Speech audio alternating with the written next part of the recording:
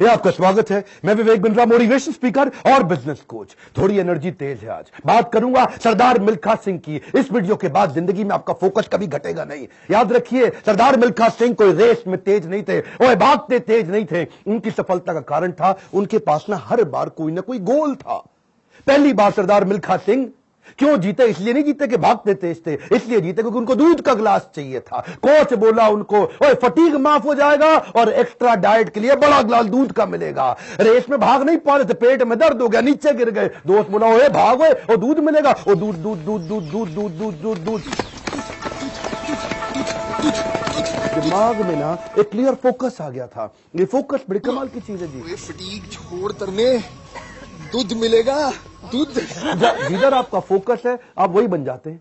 जहां आप फोकस करते हैं, जैसा focus is your life. Bill Gates बोलते थे, मेरी सफलता का कारण क्या है? मैंने बड़ी कम चीजों पे फोकस किया। और उसके बाद दूसरी बार रेस इसलिए नहीं जीते कि भागने में तेज थे, इसलिए जीते क्योंकि उनको इंडिया की जैकेट पहननी थी। फितूर सवार हो गया दिमाग में, इंडिया की जैकेट पहनूंगा। और जी मैं इंडिया की जैकेट पहनूंगा। चैंपियन मिल्खा सिंह हाजिर हो।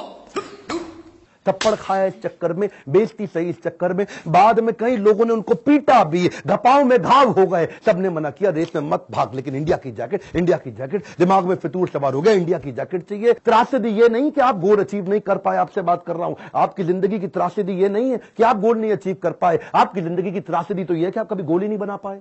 सरदार मिल्खा सिंह हर बार जीते थे क्योंकि दिमाग में गोल क्लियर हो गया था। तीसरी बार फिर रेस कब जीते वो जानते हैं? पाकिस्तान में हरा करके आए थे रेस वो। वो क्यों जीते जानते हैं? 45.9 का गोल उनके कोच ने उनको लिख के दे दिया था। उसके बाद ऑस्ट्रेलिया में क्योंकि बेइज्जती करा के आए थे, वहां हार गए थे वो रेस में। उस हार के बाद 45.9 दिमाग में छाप लिया। कोच ने कागज पे लिख के दे दिया एयर इंडिया के 45.9। गुरु नानक देव जी के नीचे चरणों में लिख के रख दिया 45.9। अब कुछ नहीं दिख रहा आसपास। और क्या हो रहा है आसपास? पहाड़ों पे गए प्रैक्टिस करने के लिए, वो प्रैक्टिस करी। कोच ने पीट पीट के प्रैक्टिस कराई। लेट गया नीचे, खून निकल आया मुंह से, भाग भाग के उठ नहीं सकता था। सरदार मिल्खा सिंह का कोच बोला, वापिस कर मेरे को, अब मुझे वो पेपर वापस चाहिए। I want that paper back. फिर खड़ा हुआ, तू है आग मिल्खा, भाग मिल्खा।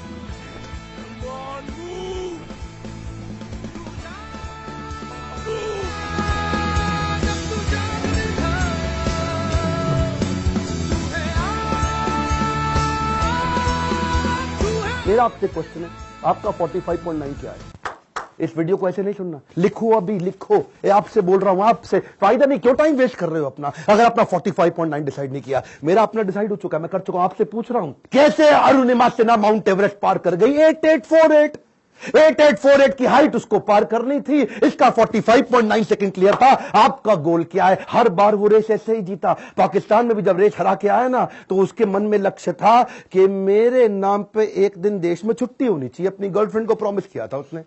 तू देखना बीरो, एक दिन तेरे मिल्खा के नाम पे भी छुट्टी होगी। वो गोल क्लियर हो गया ना दिमाग में, है जी। पाकिस्तान में जाकर के हरा करके आया, और ऐसा हराया, फ्लाइंग सिख का नाम पड़ा उसका। अब मिल्खा सिंह का दूसरा लेसन पकड़ते हैं, आइडेंटिफिकेशन ऑफ डिस्ट्रैक्शन। ऑस्ट्रेलिया में प्री क्वालिफाइंग रेस में हार गया था। जानते हैं क्यों? क्योंकि ऑस्ट्रेलिया पहली बार गया था, गोरी गोरी मेमे देखी थी, डिस्ट्रैक्शन हो गया। उसको शाम को पार्टी में ले गए और वहां पे गाना गाने लगे, वुलमुल वुलमुल वॉन्डर, वुलमुल वुलमुल ओए।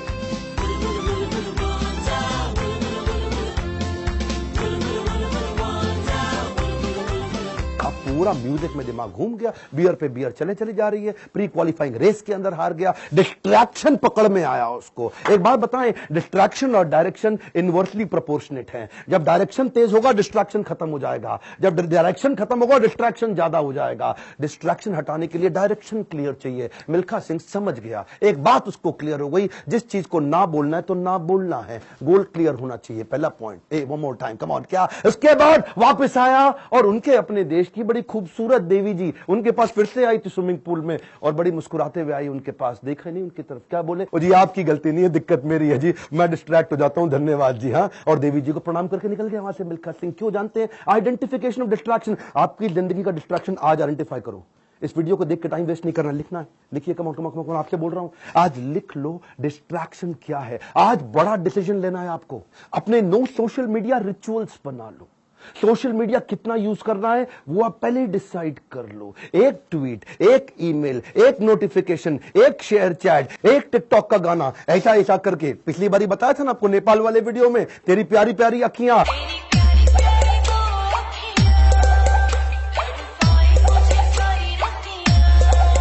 उसी चक्कर में कई घंटों निकल गए, हाथ से पूरा टाइम छीन करके ले जाएगा आपका वो डिस्ट्रैक्शन। इस डिस्ट्रैक्शन को आइडेंटिफाई करो, अपने आप को डिसिप्लिन बिल्ड करने के लिए नियम बना लो, कुछ नियम बना लो। सोशल मीडिया दिन में केवल 15 मिनट, शाम को 8 बजे के बाद मोबाइल कभी छूंगा ही नहीं, सुबह 9 बजे से पहले केवल अपने ऊपर काम करूंगा, अपने आप को ट्रेन करूंगा, मोबाइल को टच भी नहीं करने वाला। आप मोबाइल को लेकर के डीएनडी लगा दो, डू नॉट डिस्टर्ब लगा दो, एयरप्लेन मोड का डिसिप्लिन ले आओ, एयरप्लेन मोड को प्रैक्टिस करो। दिन में कोशिश करो 24 में से 16 घंटे एयरप्लेन मोड। अगर इस प्रकार की प्रैक्टिस बिल्ड कर ली, आ जाएगा समाधि का फोकस। आज मिल्खा सिंह ने यही किया, डिस्ट्रैक्शन आइडेंटिफाई किए, किसी को डिस्ट्रैक्ट नहीं करने दिया। फाइनल रेस से पहले पाकिस्तान में सामने वाले का कोच बोला, मिल्खा सिंह तुम्हारी आखिरी रेस साबित हो सकती है। क्या बोला मिल्खा सिंह? दौड़ूंगा भी वैसे ही। मिल्खा सिंह, ये आपकी जिंदगी की आखिरी रेस साबित हो सकती है। दौड़ूंगा भी वैसे ही। बिल्कुल डिस्ट्रैक्ट नहीं हुआ। उन्होंने सो कई बार डिस्करेज किया, डिस्ट्रैक्ट नहीं हुआ। अब ना लड़कियों से डिस्ट्रैक्ट हुआ, ना ओपोनेंट से डिस्ट्रैक्ट हुआ, भयंकर फोकस, जीत गया। तीसरा रूल मिल्खा सिंह का, रेज योर स्टैंडर्ड। एक कमाउंट, क्या तीसरा लेसन? Raise your standard. पहले मिल्खा सिंह जब रेस के लिए भागता था, बनियान निचोड़ता था मग्गे में, बाद में बनियान निचोड़ने लगा बाल्टी में। इतना पसीना निकाल दूंगा कि बाल्टी में निचोड़ूंगा। बदल दिया जी, मग्गे से पहुंच गया बाल्टी। Raise your standard. आप आज जो भी कर रहे हैं, come on, keep improving yourself. Prove नहीं करना है, इंप्रूव करना है। Continuous improvement. कम ऑन, क्या continuous improvement? Regular practice, solid discipline. कोई भी लक्ष्य इंसान के प्रयासों से बड़ा नहीं है। हारा तो वो है जो इंसान कभी लड़ा नहीं है। लड़ना पड़ेगा आपको। कपिल देव कहते थे सुबह 4 बजे उठने का टाइम नहीं है, स्टेडियम पे होने का है। कमाल, क्या सुबह 4 बजे उठने का टाइम नहीं है, स्टेडियम पे होने का है। लर्निंग बहुत बड़ी है। मिल्खा सिंह ने स्टैंडर्ड अपना ऊपर कर लिया, अपना स्टैंडर्ड चेंज किया। आपको भी स्टैंडर्ड चेंज करना पड़ेगा। वो ब्रूस ली कहता था, मुझे उससे डर नहीं लगता जो 10,000 तरीके से किक चलाता है, लात मारता है। मुझे डर उससे लगता है जो एक किक को 10,000 बार प्रैक्टिस कर लेता है। उसकी किक जब पड़ेगी तो मैं गिर जाऊंगा। अरे आपको प्रयास करना है, ये आप ही को करना है, कोई आपकी मदद नहीं करेगा। क्यों भरोसा करता है गियरों पर, जब चलना है तुझको अपने ही पैरों पर। और एक बोनस लेसन सरदार मिल्खा सिंह की लाइफ से और सुन लीजिए। आखिरी तक सरदार मिल्खा सिंह, याद है मूवी के अंदर आर्मी में पवन मल्होत्रा सरदार जी जो बने थे, उनके वो कोच को आखिरी तक छोड़ा नहीं उन्होंने। आखिरी तक उस कोच को अपने साथ चलाए रखे। सब पीठ पर आपकी थपकी है और रुई पे लात का नतीजा है गुरुजी। कोच, मेंटर, गाइड, काउंसलर जिंदगी में बड़े इंपॉर्टेंट है। हमेशा बोलते रहे सरदार मिल्खा सिंह, और मैं 80 में 77 रेसे जीत गया, लेकिन सारा क्रेडिट दूंगा अपने कोच को और इंडियन आर्मी को जिसने मेरे को बंदा बनाया है। बड़ा इंपॉर्टेंस है जी लाइफ के अंदर, कौन सा कोच और कौन सा काउंसलर जो आपको सिखाता है, जिससे आप सीखते हैं। ऐसे ही कई कोच काउंसलर मैं लेके आया हूं अपने एवरीथिंग अबाउट एंटरप्रेन्योरशिप प्रोग्राम में। इसके बारे में खोल के बोलूंगा। क्यों? दुनिया का सबसे अफोर्डेबल प्रोग्राम, इससे कम पैसों में इससे पावरफुल प्रोग्राम कभी दुनिया में हो नहीं सकता। आपको पैसों की जरूरत पड़ती है अपने बिजनेस के अंदर, HDFC के केकी मिस्त्री वाइस चेयरमैन हमारे साथ आ गए हैं आपको सिखाने के लिए। आपको लोन चाहिए अपने बिजनेस के अंदर, निर्मल जैन। कौन है निर्मल जैन? IIFL के चेयरमैन, इंडिया इन्फोलाइन के। वो आकर के आपको हमारे साथ में सिखाएंगे कि मार्केट से पैसा कैसे लेके आया जाए। आशीष चौहान, बॉम्बे स्टॉक एक्सचेंज के vice chairman, CEO, managing director, वो आकर के आपको हमारे साथ सिखाएंगे कि बॉम्बे स्टॉक एक्सचेंज में कंपनी को लिस्ट करने के स्टेप्स क्या हैं। बॉम्बे स्टॉक एक्सचेंज में कंपनी का नाम लेके जाना आपकी बहुत मुश्किल काम नहीं है।